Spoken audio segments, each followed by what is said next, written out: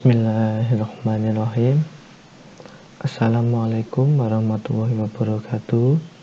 Perkenalkan, nama saya Bagus Dwi Maulana, NIM 2016 103 703 11080. Pada kesempatan kali ini, saya akan mempresentasikan hasil tugas akhir saya yang berjudul Analisis penerapan multi-path routing pada IoT di SDN. Latar belakang: perkembangan teknologi pada masa kini memiliki beragam manfaat di berbagai bidang yang berbeda. Bisa dibilang manfaat yang sangat penting adalah kemampuan teknologi dalam membuat dan menggunakan data serta layanan secara real-time.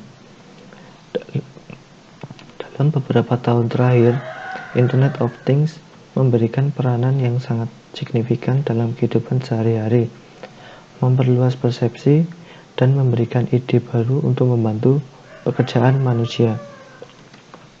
Rumusan masalah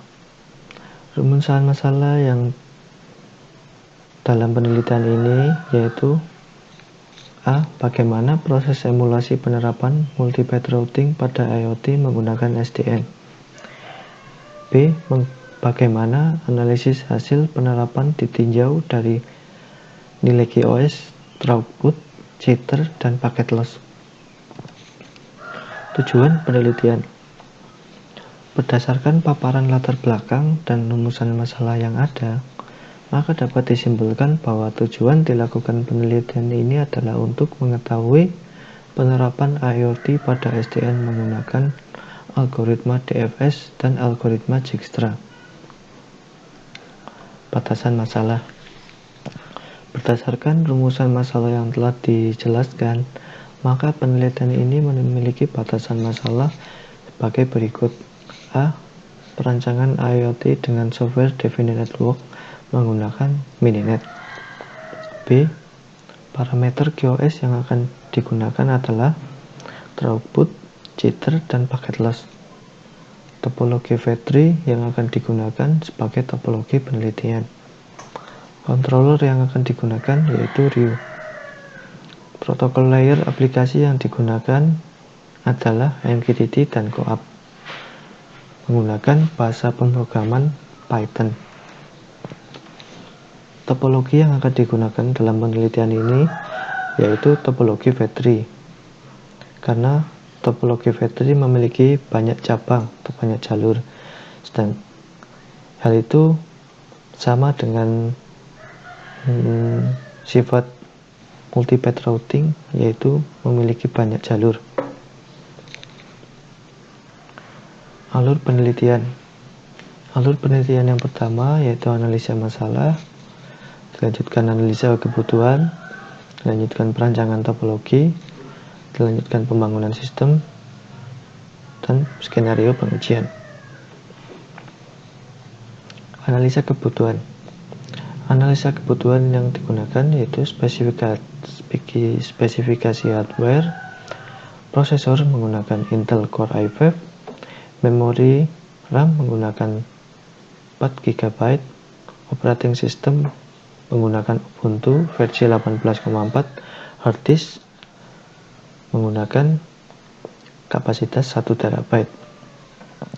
Kebutuhan perangkat lunak: controller SDN menggunakan RIU controller, monitoring tools menggunakan Wireshark, emulator menggunakan Mininet.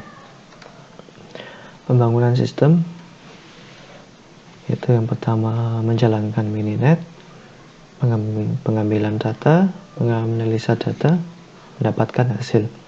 Pembangunan sistem akan dilakukan dengan mengirimkan paket berbentuk teks dengan kecepatan 10 paket per second, 20 paket per second, 50 paket per second, 80 paket per second, dan 100 paket per second. Proses instalasi sistem. Instalasi sistem yang dibutuhkan pada penelitian ini yaitu instalasi Mininet, instalasi RIU controller, instalasi MQTT, dan instalasi CoAP. Perancangan pengujian sistem. Perancangan sistem akan dilakukan pengujian pengiriman paket dengan kecepatan pengiriman yaitu 10 paket per second, 20 paket per second, 50 paket per second, 80 paket per second, 100 paket per second. Menggunakan multi-path routing, algoritma DFS dan Dijkstra yang akan diterapkan di SDN dengan protokol MQTT dan CoAP, maka akan didapatkan hasil QoS yaitu throughput, packet loss, dan jitter. Grafik hasil pengujian throughput. Dari hasil pengujian throughput pada penelitian ini, maka akan didapatkan nilai yang bervarian pada algoritma Dijkstra dan DFS pada protokol MQTT dan CoAP memiliki nilai yang bervarian. Grafik hasil pengujian packet loss, maka akan didapatkan nilai yaitu 0% pada protokol MQTT dan CoAP dengan kedua algoritma. Grafik pengujian hasil jitter. Pada pengujian hasil jitter, maka akan didapatkan grafik dengan nilai yang bervarian pada protokol MQTT dan CoAP dengan kedua algoritma yaitu DFS dan Dijkstra. Grafik hasil perbandingan protokol MQTT dan CoAP. Dari hasil perbandingan protokol MQTT dan CoAP, maka akan didapatkan MQTT Dijkstra dengan nilai 39,06 bps, CoAP Dijkstra dengan nilai 16,89 bps, MQTT DFS mendapatkan nilai 39,37 bps, CoAP DFS mendapatkan nilai 17,79 bps.